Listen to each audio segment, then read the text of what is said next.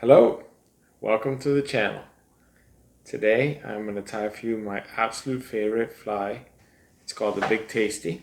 It's a little funny story with this fly. The fly was taught to me by my brother-in-law, but it was named by one of my closest friends when he came to visit me in Sweden, and we just caught a ton of fish, and it got the name Big Tasty. In the vise right now I have a black and orange blend, which is actually my absolute favorite color. I've caught a lot of fish on this black and orange. Today though, we're going to tie a red with a yellow bead. Here's the black and orange, a little up close. We're going to tie a red with a yellow bead on a recent fishing trip with my brother-in-law. He was just crushing fish. He was just fish after fish after fish. And I finally asked him what he was using, and he explained to me he was using the red with the yellow bead. And I've been reluctant to use red. I haven't been so successful with red, but I borrowed the red with the yellow bead from my brother-in-law, and sure enough, had a great day. So I'm putting in the vise a size 4 wide gap hook. This is a 3.3 millimeter tungsten bead. I'm going to use regular Danville 70 denier. Hopefully nothing goes wrong with this spool. I've been having a little bit of trouble with this spool for some reason. But we're going to just get in here and give it a go. So I'm putting a little bit of thread on. Very normal. I'm assuming that if you're watching this video that you have tied a fly. In the future I can make a little bit more beginner ties, but I would consider this an intermediate level tie, or it's a very simple fly. At this point I like to put a little Zap-A-Gap on, because I don't like my material to ever spin, and a tiny little, this zap is getting a little old, tiny little drop, that's more than enough right there. We'll make sure that this fly never spins. I gotta tell you, this is a great fly. You can strip this fly in, you can drift this fly, you can fish this fly under an indicator. I've seen people troll this fly, and this thing is unbelievable. I don't know that I would call trolling fly fishing, but to each their own. So now I'm going to make a dubbing loop, just a regular dubbing loop. Go around a couple times, close the loop, run my thread all the way forward to the bead, get my spinner, which had a little old thread on I've been tying this evening, and I'm going to very carefully, actually, you know what?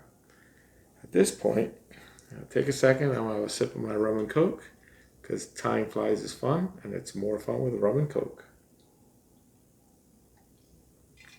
Very nice. Someday, maybe I'll tell you which is my preferred rum. But right now, I'm going to very carefully put my marabou in my dubbing loop, and it takes a little time to prepare the marabou, so I think it'll be a future video for sure, how I prepare the marabou for this fly. So carefully set it in my dubbing loop, give it a little spin, and here we go. So a step that I like to take at this point is I like to grab my bodkin and pull out some of these trapped fibers.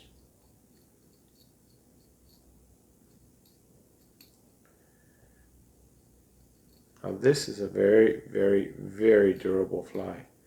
This fly will catch dozens of fish.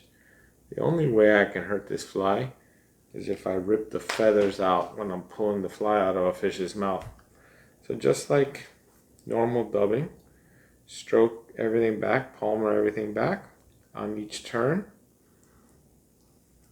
Now I have a inexpensive little rotary vise here, and absolutely I know that there are way better vices in the world, but this works for me, and I guess you could say I'm on a budget. I have a family. I have a child in college about to graduate. I have a second child about to start college. So family economics play an important role in my fishing endeavors. But as you can see, the fly fishing doesn't need to break the bank. And certainly fly tying doesn't need to break the bank. This is an inexpensive, very simple tie. So all I'm doing is bringing my dubbing loop all the way forward. And on every single turn, I stroke everything back. Some people think it's a little nasty that I wet my fingers with my mouth, but that's okay. I mean, you can use a cup of water if that's more your game.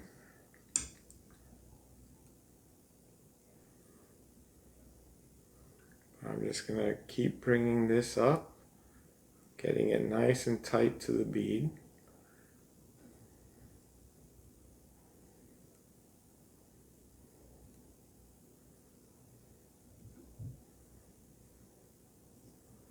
I think I'm pretty much where I want to be. Now it's very, very important that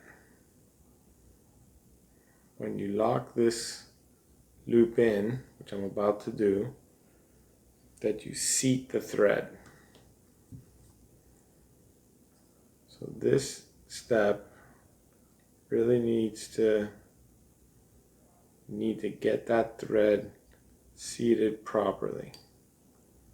I want to lock this in really well.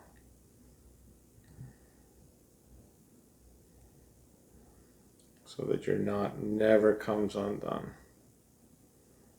Once you have that, if you like it, just bring your loop to the top so you don't risk cutting your thread. Take away the dubbing loop. Now, after of course stroking everything back again, give it a couple of turns, making sure that it seats really good.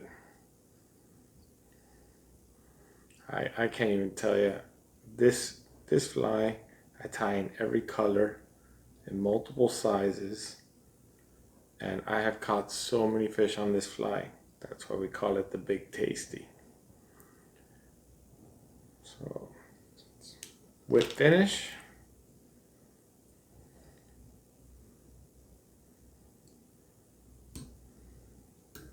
make sure that that seats very good. Trim your knot, your thread. And now there's one more step, again with the bodkin. And we're gonna pull out all the trapped fibers. And yeah, some of these are gonna fall. Some of these are gonna get yanked out, but it's okay. There's plenty of marabou on this fly.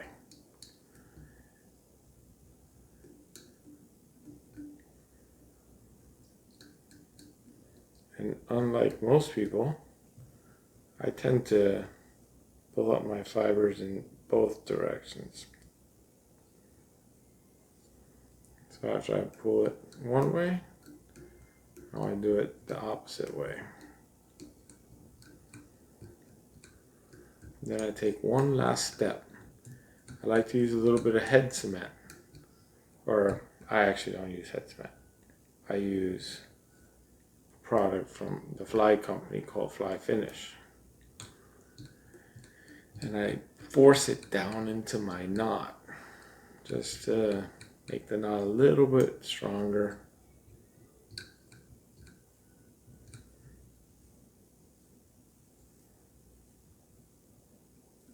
Pull off any wild straggling hairs.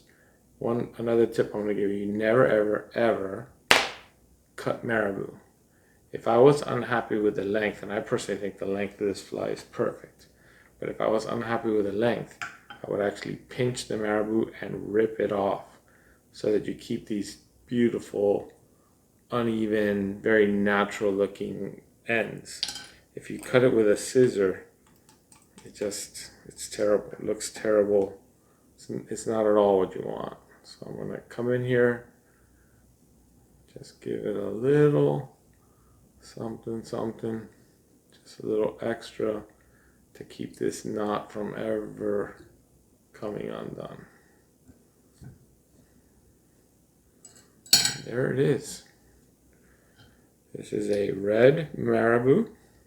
I use Strung Marabou on a size 4 wide gap hook. I only fish wide gap hooks on a 3.3 millimeter tungsten bead and a little bit of Flashabou in gold.